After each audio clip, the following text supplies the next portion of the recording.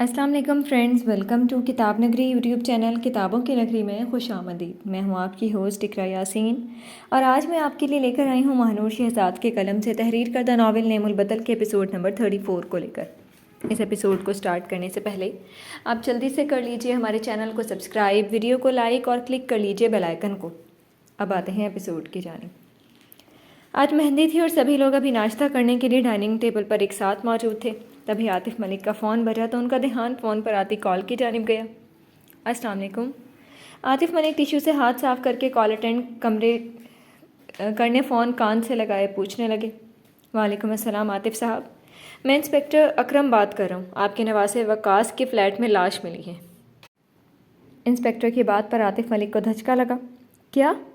عاطف ملک نے بے اختیار کہا۔ جی عاطف صاحب، انہوں نے رات کو ہی خودکشی کی ہے۔ انسپکٹر نے انہیں آگاہ کیا۔ عاطف ملک خاموش رہے۔ کیا ہوا دادا، سب خیریت ہے؟ ارباب انہیں خاموش اور پریشان پا کر فوراً سے پوچھنے لگا۔ وقاص نے خودکشی کر لی ہے۔ عاطف ملک نے بغیر تاثر کے آہستگی سے سب کو آگاہ کیا اور ناشتے کی ٹیبل پر ایک گہرا سناٹا سا چھا گیا۔ نوشین محترمہ اپنی جگہ ساکت ہو گئیں۔ ان کی آنکھوں سے آنسو بہنے لگے۔ احمد اور ارباب، چلو اس کی ڈیڈ باڈی گھر لانی ہوگی۔ عاطف ملک نم آنکھوں سے ان دونوں کی جانب دیکھتے ہمت سے کہنے لگے۔ سب کو ہی وقاص کی اچانک موت کا دھچکا لگا تھا۔ ارباب اور احمد صاحب ہوش میں آ کر کھڑے ہوئے اور اٹھ کر باہر کی طرف بڑھ گئے۔ صدف محترمہ کرسی سے اٹھ کر نوشین محترمہ کو تسلی بخشنے کے لیے بڑھیں اور ان کے آنسو پونچھنے لگی۔ میں اس سے پتہ نہیں کب سے نہیں ملی تھی، مجھے فون بھی کر رہا تھا وہ، مگر غصے میں نہیں اٹھا رہی تھی۔ مجھے کیا پتہ تھا وہ اپنے ساتھ یہ سب کر لے گا۔ نوشین محترمہ روتے ہوئے صدف محترمہ کی جانب دیکھتی بے بسی سے بولی۔ صدف محترمہ کی آنکھوں سے بھی آنسو بہنے لگے تھے۔ نوشین محترمہ کی حالت دیکھ کر وہاں سب لوگ ہی رونے لگ گئے۔ وقاص کی ڈیڈ باڈی گھر آ چکی تھی اور 2 بجے جنازہ تھا۔ سب کالونی کے لوگ بھی آ چکے تھے۔ ابھی جس گھر میں شور شرابہ ہلہ گلا ہو رہا تھا وہاں اب رونا، چیخو پکار کی آوازیں گونج رہی تھیں۔ نوشین محترمہ اپنی جگہ رو رہی تھی۔ زوبیہ اپنے بھائی کی میت پر نظریں جمائے آنسو بہا رہی تھی۔ سب گھر کے مرد خاموش کھڑے تھے۔ ایک اداسی کا سما چھا گیا تھا۔ وقاص، میرے بچے، آنکھیں کھولو، دیکھو میں تمہیں پکار رہی ہوں۔ پیسے چاہیے نا؟ جتنے پیسے چاہیے میں دوں گی، تمہیں زیور بیچ دوں گی اپنا تمہاری خاطر، لیکن تم اٹھ جاؤ۔ کیوں کیا تم نے اپنے ساتھ ایسا؟ کیوں ساری زندگی اپنی ماں کو سکھ نہیں دے سکے اور دنیا سے جاتے ہوئے بھی گناہ کر ڈالا؟ کیسے میں چین سے رہ سکوں گی وقاص؟ نوشین محترمہ اس کے پاس آتی وقاص کی بے جان وجود پر نظریں جمائے روتے ہوئے اس سے کہنے لگی، ماں ہوش میں آؤ۔ زوبیہ ان کی طرف بڑھتے ہوئے انہیں جھنجھوڑ کر روتے ہوئے بولی۔ نوشین محترمہ اس کے گلے لگ کر رونے لگی۔ پھپھو پانی پئیں۔ مشل پانی کا گلاس لیے ان کی حالت کو مایوسی سے دیکھتی کہنے لگی۔ نوشین محترمہ نے ایک گھونٹ بھرا اور گہرا سانس بھرا۔ کیسے ہوا یہ سب؟ جعفر اور شکیل صاحب کچھ دیر پہلے ہی پہنچے تھے۔ جعفر ارباب کے پاس آ کر کھڑا ہوتا پوچھنے لگا۔ پتہ نہیں رات کو خودکشی کر لی اس نے، ارباب نے رنجیدہ لہجے میں جعفر کو دیکھتے ہوئے بتایا۔ جعفر خاموش ہو گیا۔ بہت افسوس ہوا سن کر، جعفر اسے بولا۔ ارباب سر کو خم دے گیا۔ جنازے کا وقت ہو گیا تھا۔ وہ لوگ جنازہ لے کر جا رہے تھے۔ اس وقت بھی نوشین محترمہ کی آنکھ سے ایک پل کے لیے آنسو نہیں رکے اور وہ بے ہوش ہو گئیں۔ جو ان کی جوان بیٹی کی موت کی خبر نے انہیں ختم کر دیا تھا۔ پھپھو، مشل نے انہیں زمین پر گرتا دیکھ کر فوراً نوشین محترمہ کی جانب بڑھتی پکارنے لگی۔ زوبیہ، عاطف ملک، صدف محترمہ، ہدا سب اس طرف متوجہ ہوئے۔ انہوں نے نوشین محترمہ کو اٹھایا اور کمرے میں لے گئے۔ کچھ دیر میں ڈاکٹر موجود تھیں اور نوشین محترمہ کا معائنہ کر رہی تھیں۔ اسٹریس کی وجہ سے یہ بے ہوش ہو گئی ہیں۔ پریشانی کی بات نہیں ہے، بس ریلیکس فیل کروائیں، انہیں کچھ دیر تک ہوش آ جائے گا۔ ڈاکٹر ان سب کو آگاہ کرنے لگے، جس پر سب کو تسلی ہوئی۔ مجھے چلنا چاہیے، کوشش کیجیے گا ان کا دھیان دوسری طرف لگانے کی، جس سے بہتر فیل کرے گی۔ اللہ حافظ۔ وہ تنبیہ کرتے ہوئے باہر کی طرف بڑھ گئی۔ صدف محترمہ انہیں چھوڑنے کے لیے بڑھی۔ یہ ناول آپ کتاب نگری یوٹیوب چینل پر پڑھ اور سن رہے ہیں۔ کیا سوچ رہی ہو؟ ارباب شام کے وقت کمرے میں آیا تو مشل کو بالکنی میں گمسم کھڑا پا کر اس کی طرف بڑھتے ہوئے پوچھنے لگا۔ یہی کہ دنیا میں تو بہت سے گناہ کیے تھے، وقاص نے ان گناہوں کی اللہ سے معافی مانگنی چاہیے تھی، اسے یوں خودکشی کر کے ایک اور گناہ اپنے سر کر لیا۔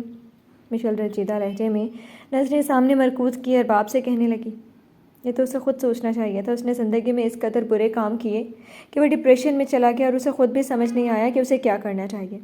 ارباب نے گہرا سانس خارج کرتے ہوئے کہا۔ مشل اسے دیکھنے لگی۔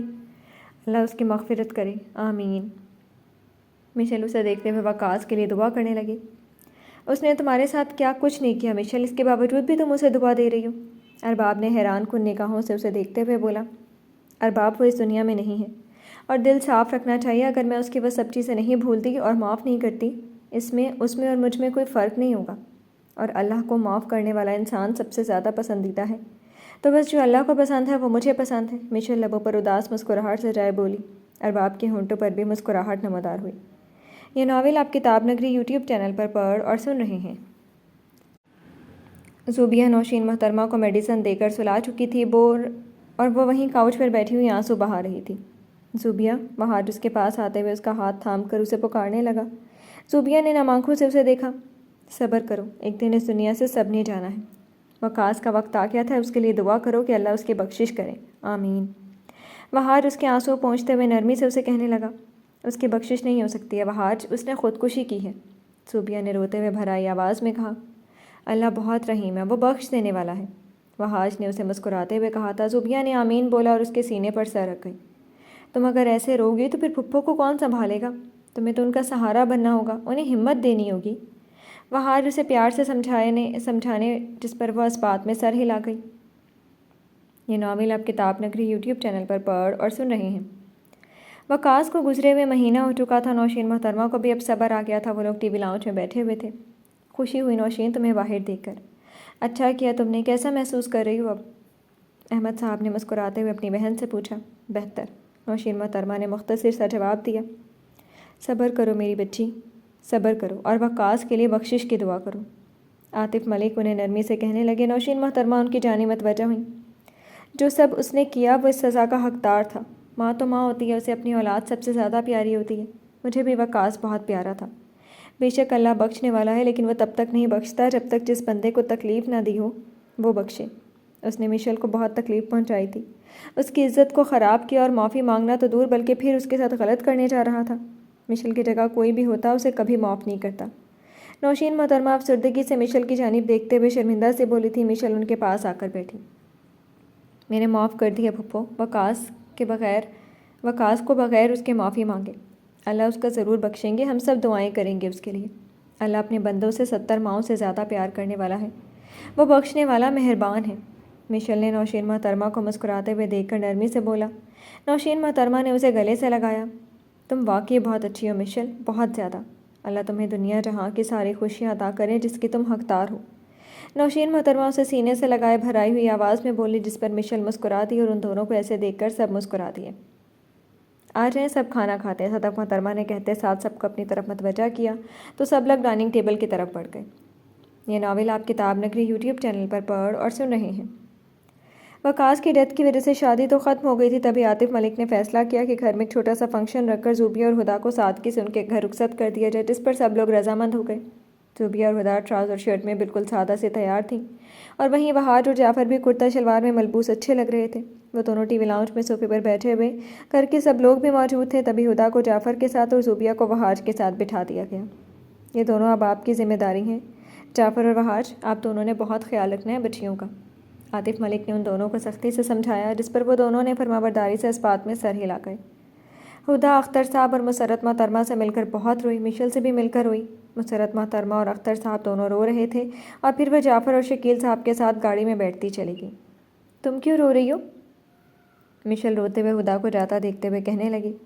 کیونکہ میری دوست کی رخصتی ہو رہی ہے، مشل نے روتے ہوئے معصومیت سے اسے جواب دیا۔ تمہاری دوست کی ہو رہی ہے، تمہاری تو نہیں؟ ارباب نے نفی میں سر ہلا کر کہا۔ مشل نے اسے دیکھا۔ میری دوست کی تو ہو رہی ہے نا؟ مشل سرخ ناک لیے خفگی سے کہتے ساتھ آنسو پہنچنے لگی۔ ارباب اس کے چہرے کے تاثرات دیکھ کر بے اختیار مسکرا دیا۔ مشل بچے جاؤ، زوبیہ کو وحاج کے کمرے میں چھوڑا۔ صدف محترمہ نے مشل کو مخاطب کیے نرمی سے کہا۔ مشل اس بات میں سر ہلا کر زوبیہ کو اپنے ساتھ لیے کمرے کی طرف بڑھ گئی۔ زوبیہ بیڈ پر بیٹھ گئی۔ اب اپنے شوہر کا انتظار کریں، میں تو چلی، مشل اسے چھیڑتے ہوئے کہتے ساتھ کمرے سے باہر کی جانب بڑھ گئی۔ یہ ناول آپ کتاب نگری یوٹیوب چینل پر پڑھ اور سن رہے ہیں۔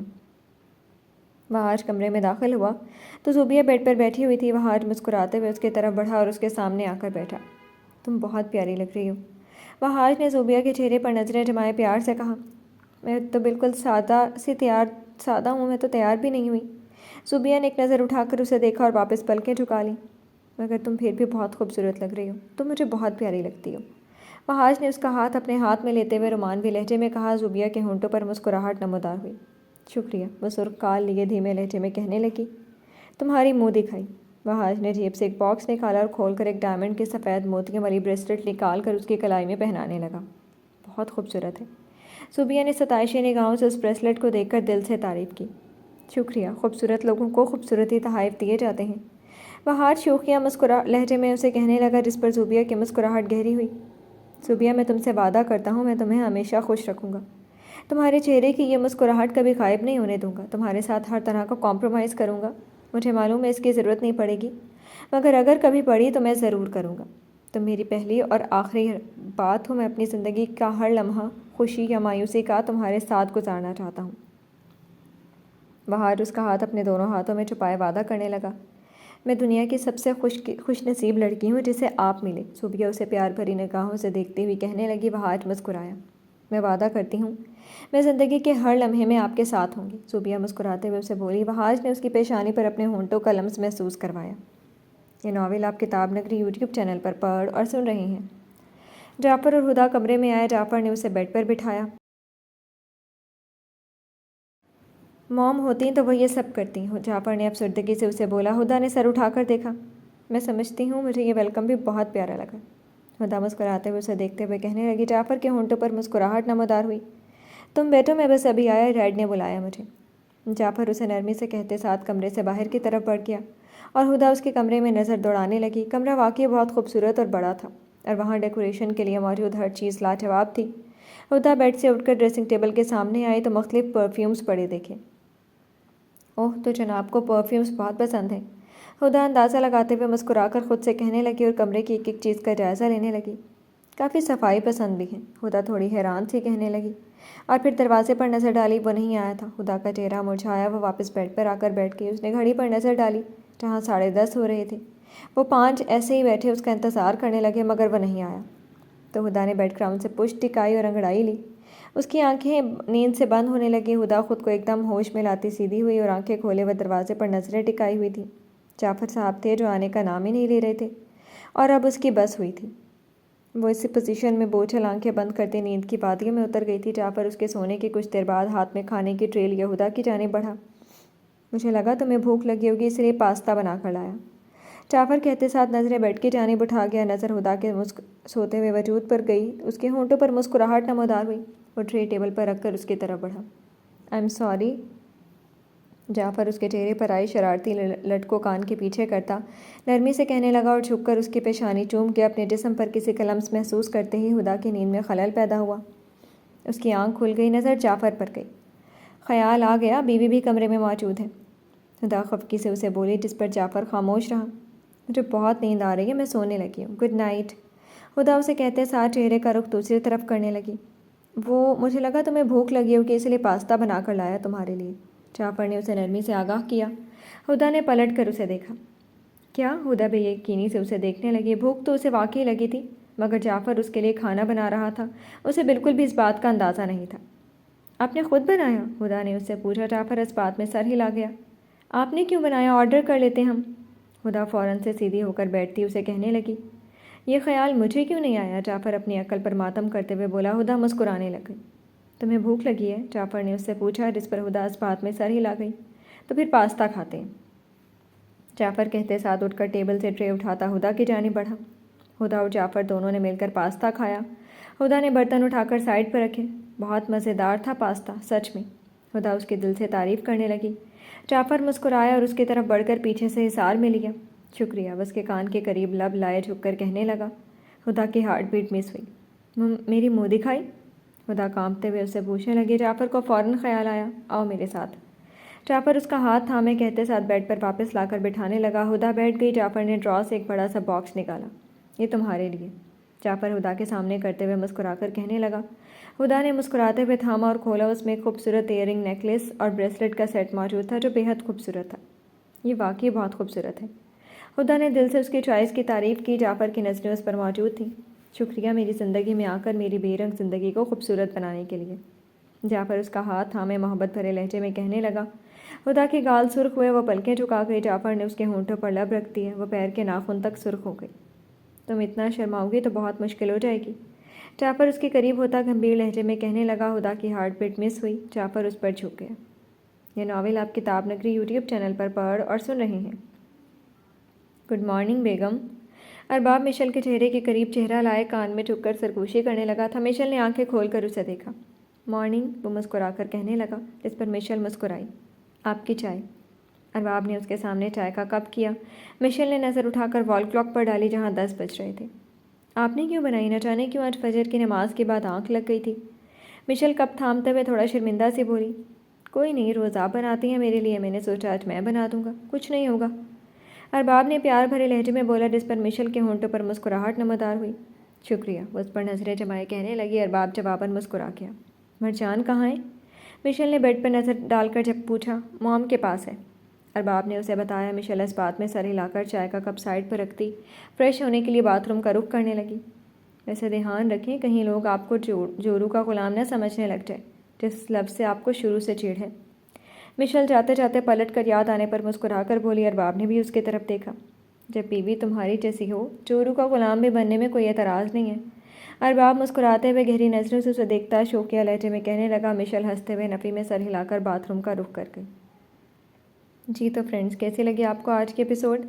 कमेंट सेक्शन में ज़रूर बताइएगा। फिर हाजिर होंगे नावल के नेक्स्ट एपिसोड के साथ। अब तक के लिए इजाज़त दीजिए।